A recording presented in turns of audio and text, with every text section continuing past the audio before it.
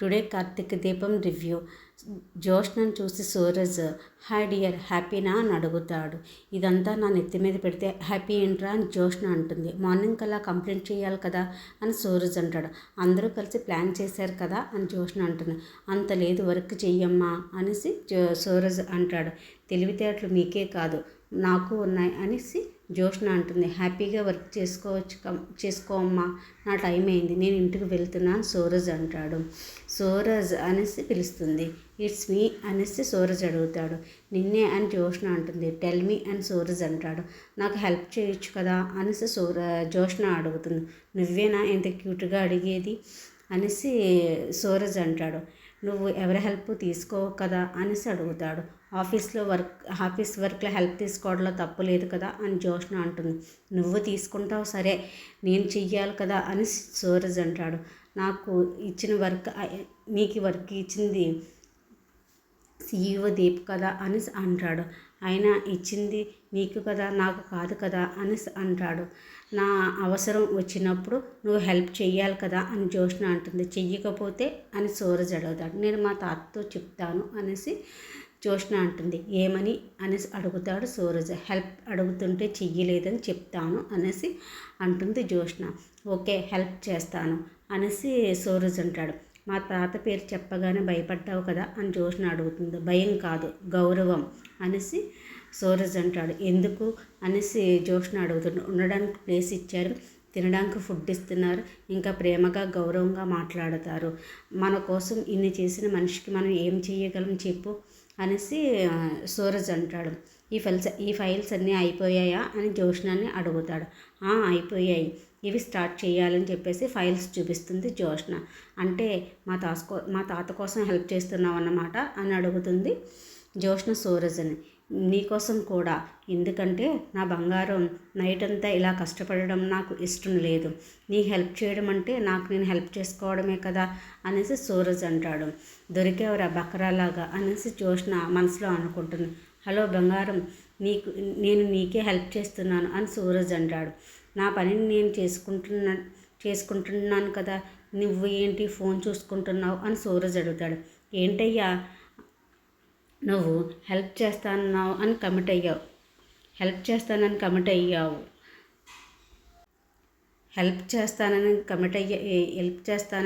Commit అయ్యావు కదా, మళ్ళీ నన్నెందుకు డిస్టర్బ్ చేస్తావు అని జోష్న అంటుంది.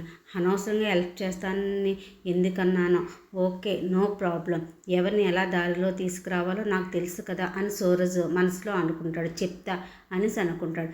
ఇచ్చిన వర్క్ అంతా కంప్లీట్ చేసేద్దాం అనేసి జోష్న అంటాడు. అన్న తర్వాత ఫైల్స్ అన్నీ తీసుకెళ్ళి జోష్న శివనారాయణ గారికి ఇస్తుంది.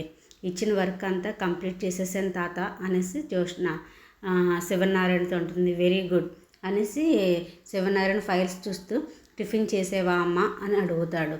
చేశాను తాత అని జోష్న చెప్తుంది. నిన్ను కాదు అడిగింది అని శివనారాయణ అంటాడు.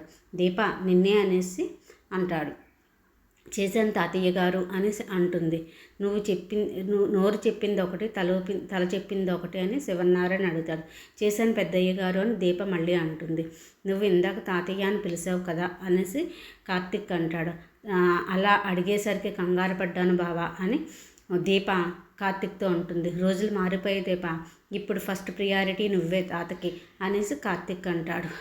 అది గుర్రుకుంటూ కింద పడి లొల్లిపోయానన్న కళ్ళు బాగానే కనిపిస్తున్నాయా జోష్న అని అడుగుతాడు శివనారాయణ జోష్నని. ఏమైంది తాత అంటే, ఏమైంది ఏంటి, నువ్వు అసలు చదువుకున్న దానివేనా అనేసి అడుగుతారు శివనారాయణ. యూనివర్సిటీ డిగ్రీ ఉంది కదా తాత అనేసి జోష్న అంటుంది. తీసుకెళ్ళి డస్ట్బిన్లో పడాయి అని శివనారాయణ అంటాడు. ఏమైందండి అనేసి పక్క నుంచి పారిజాతం అడుగుతుంది. ఏమైందని నువ్వెంత అడుగుతున్నావు పారిజాతం అనేసి శివనారాయణ అంటాడు. వెళ్ళి కాఫీ తీసుకురా పోయి అని చెప్పేసి శివనారాయణ పారిజాతంతో అంటాడు. వాడు చంపేసేలా ఉన్నాడని చెప్పేసి అక్కడి నుంచి వెళ్ళిపోతుంది. ఇక్కడ ఏముంది అని చెప్పేసి శివనారాయణ జోష్నని అడుగుతాడు. 085 అని చెప్పేసి కోడ్ ఉంటుంది, ఇది ఏ బ్రాంచ్ కోడ్ అని అడుగుతాడు. అమీర్పేటదనేసి జోష్న అంటుంది.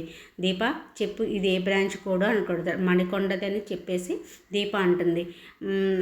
మనకి ఎన్ని బ్రాంచులు ఉన్నాయో వాటి కోడ్లు ఏంటి ఇవన్నీ తెలియకుండా ఇన్నాళ్ళు CEOగా ఎలగబెట్టావా అనేసి జ్యోష్ణని శివనారాయణ అంటాడు. జరిగిపోయిన దాని గురించి ఎందుకు తాత అనేసి జ్యోష్ణ అంటుంది. యాక్చువల్లీ ఇవన్నీ కరెక్ట్గానే ఉండాలి, అంటే ఇప్పుడు నాకు చూడటం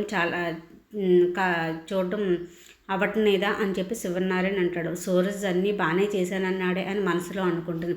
సరే నువ్వే చూడు, ఎన్ని తప్పులున్నాయో నీకే తెలుస్తుందని శివనారాయణ జ్యోష్ణతో అంటాడు.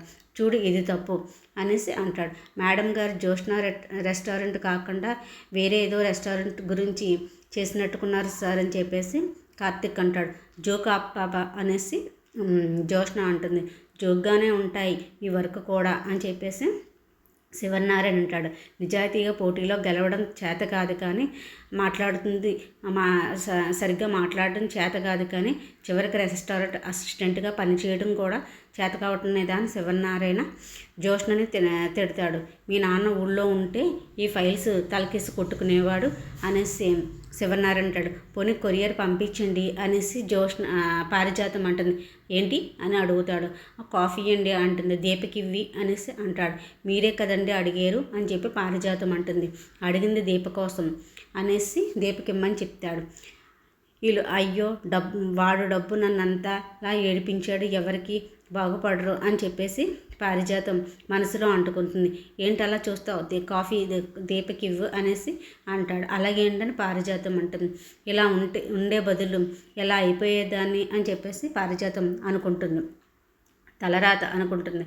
మొదలుపెట్టి చోటుకే మళ్ళీ వచ్చి పడ్డాను కదా అని చెప్పేసి అనుకుంటుంది. బాంబు మళ్ళీ ఆ ఫోజు మళ్ళీ పెట్టుపారు అని చెప్పేసి కార్తిక్ అంటాడు. ఏం చేస్తున్నావురా అనేసి అంటుంది.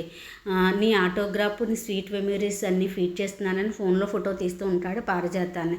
అంత బాగా అలంకరించుకున్నప్పుడు ఎప్పుడైనా ఫోటో తీసేవరా అనేసి పారిజాతము కార్తిక్ని అంటుంది. అలంకరిస్తే పశువు కూడా అందంగానే ఉంటుంది అని చెప్పేసి కార్తిక్ అంటాడు. సహజత్వంలో ఉంది అసలైన సౌందర్యం అనేసి కార్తిక్ అంటాడు.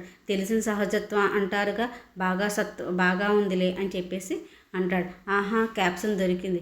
ఎక్కడా? ఇగో ఇక్కడే. ఇప్పుడు నేను ఫోటో రూల్స్ అన్నీ తీస్తున్నాను అనుకో, మరి ఎందుకు తీసావు అని పారిజాతం అడుగుతుంది. 10 అడుగులు ఫ్లెక్సీ వేయిస్తాను. ఏమంటావు పారిజాతం అంటాడు. ఏంటి ఈ అవతారానికి? ఆల్ ఇండియా పని మనుషుల సంఘానికి ప్రెసిడెంట్గా చేస్తాను నిన్నని కార్తిక్ అంటాడు. ఊరుకోరా, నీ కాళ్ళు బేరాన్ని కడిగినంత తప్పు లేదు, బేరంతో కడగకపోతే పన్నీర్తో కడుగు అనేసి కార్తిక్ అంటాడు. మీకు ఎవరు వద్దన్నారు? ఎవరు వద్దన్నారా?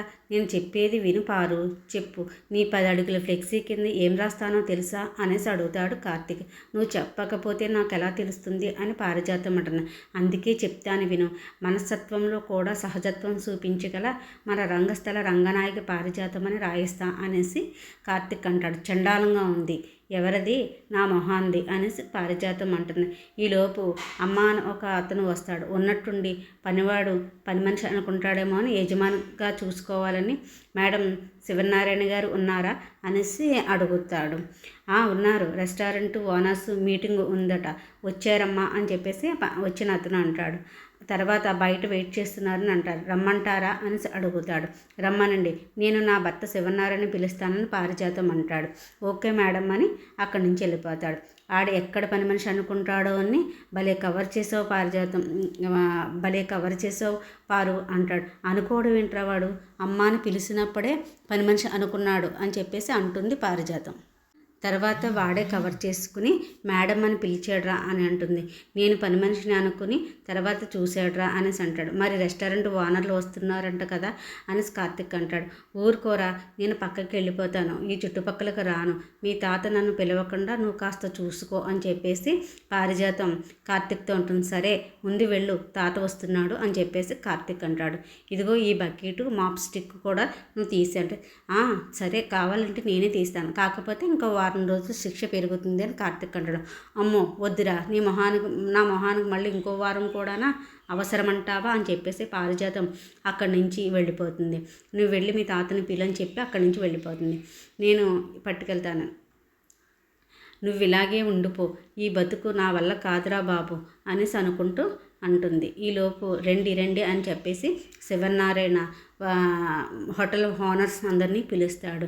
రండి కూర్చోండి అనేసి అంటాడు. శివనారాయణ గారు ఎలా ఉన్నారు అనేసి వచ్చిన హోటల్ ఓనర్స్లో ఒక అతను అడుగుతాడు. నా మనవరాళ్ళ దయ వల్ల కాస్త బరువు బాధ్యతలు తగ్గించుకొని హ్యాపీగానే ఉన్నాను అనేసి అంటారు.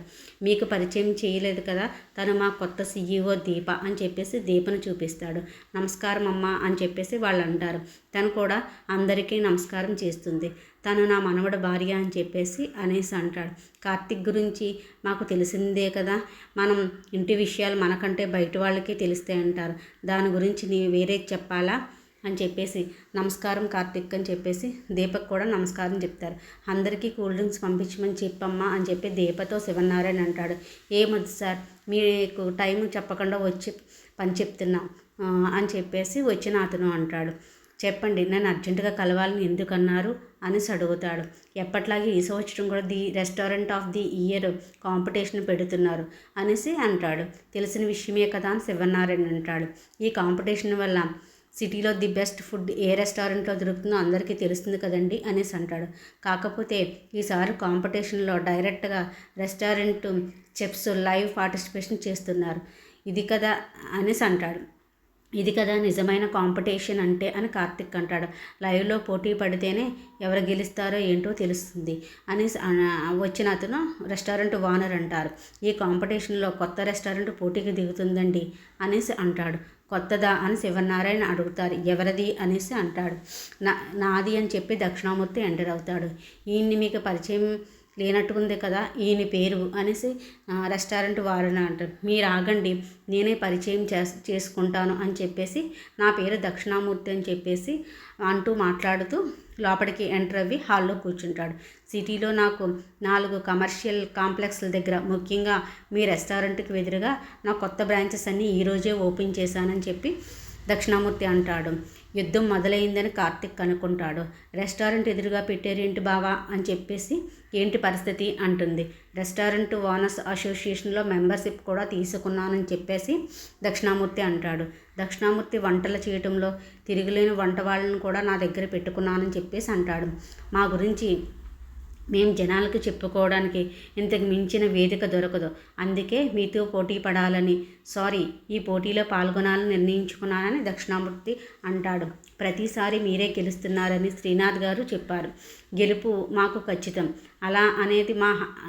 గెలుపు అనేది మాకు ఖచ్చితం అనేసి శివనారాయణ అంటాడు. అలా అనేది నా అహంకారం కాదు, నేను ఇచ్చే క్వాలిటీ, నా మీద ఉన్న నమ్మకం ఇది మమ్మల్ని గెలిపిస్తుంది అనేసి శివనారాయణ అంటాడు. పోయినసారి ఓడిపోయారట కదా అని దక్షిణామూర్తి అడుగుతాడు. ఓడిపోయేది నా మనవడి చేతుల్లోనే, గెలుపు అనేసి శివనారాయణ అంటాడు. గెలుపు పాఠం నేర్పింది మీరే కదా తాత అని చెప్పేసి కార్తిక్ అంటాడు. కాస్త తొందరగా ఇప్పుడు కాస్త త్వరగా మనవడు మనవరాళ్ళు అనిపించుకోవాలి, మీ తర్వాత ఏదో ఒక ఉండాలి కదా అని చెప్పేసి దక్షిణామూర్తి అంటాడు. తర్వాత సత్యరాజ్ రెస్టారెంట్ కూడా మాదే, దాన్ని మేమే నిర్వహిస్తున్నాం శివనారాయణ అంటాడు. గెలిపి మీ వైపు తిప్పుకోవడం మీ అలవాటును శ్రీనాథ్ గారు అంటారు. అదే నా ఆత్మ, ఈసారి మీకు గట్టి పోటీ ఉంటుంది శివనారాయణ గారు అనేసి దక్షిణామూర్తి అంటాడు. మేము పోటీలో దిగేది తలపడ్డానికి కాదు, మేమేంటో నిరూపించుకోవడానికి అనేసి శివనారాయణ అంటాడు. ఈసారి గాలి మా వైపే వీస్తుందని దక్షిణామూర్తి అంటాడు. తుఫాన్ రానంత వరకు పిల్లగాలిలే బలమని శివనారాయణ అంటాడు. రెస్టారెంట్ కొత్తదే కానీ వ్యాపారానికి కొత్త కాదు, వ్యాపారాన్ని నిలబెట్టేది అనుభవం కాదు అనేసి శివనారాయణ అంటాడు. జనాలకు మేము ఇచ్చే నమ్మకం, ఈసారి ఆ నమ్మకం మేమే ఇస్తాం అని జనాలకి మేము ఇచ్చేది నమ్మకం అని శివనారాయణ అంటాడు. ఈసారి ఆ నమ్మకం మేమిస్తామని దక్షిణామూర్తి అంటాడు. మీరు ఇచ్చేది మేము చూస్తాం, మీలాంటి వాళ్ళతో పోటీ పడడం కూడా ఒక గెలిపే అనేసి శివనారాయణ అంటాడు. దక్షిణామూర్తి కావాలని నాకు పోటీగా దిగుతున్నాడని మనసులో అనుకుంటాడు. ఏంటి ఇతని ధైర్యం అనేసి అనుకుంటాడు. శ్రీనాథ్ గారు, మా అబ్బాయి దశరథ ఊళ్ళో లేరండి అనేసి శివనారాయణ అంటాడు. నేను దశరథ గారితో ఫోన్లో మాట్లాడానండి, మీరు చిక్కు వేశాక సూరజ్ వచ్చింది సార్ అనేసి ఫార్మాలిటీస్ ప్రకారం అని దక్షిణామూర్తి గారు ఫామ్ ఫిలప్ చేసి ఇచ్చారు. కోర్స్ ఇంకా టైం ఉందనుకోండి అనేసి అంటాడు శ్రీనాథ్. మేము కూడా ఫారం ఫిలప్ చేసి పంపిస్తాను, మీరు వెళ్ళండి అని చెప్పిస్తాడు. మేము వెళ్తామండి అనేసి మళ్ళీ కలుద్దాం శివనారాయణ గారు అని చెప్పేసి దక్షిణామూర్తి అంటాడు. మీరు కలిసి 10 నిమిషాలైనా బంధువుగా చక్కగా మాట్లాడుకున్నారని శ్రీనాథ్ అంటాడు. శివనారాయణ గారితో బంధుత్వం అంటే అదృష్టం చేసి ఉండాలని దక్షిణామూర్తి అంటాడు. వీళ్ళు లేకపోతే మీకు ఇచ్చే మర్యాద వేరేలా ఉండేదిరా దక్షిణామూర్తి అని శివనారాయణ మనసులో అంటుకుంటాడు. మీరే దక్షిణామూర్తి గారు, మిగతా వాళ్ళు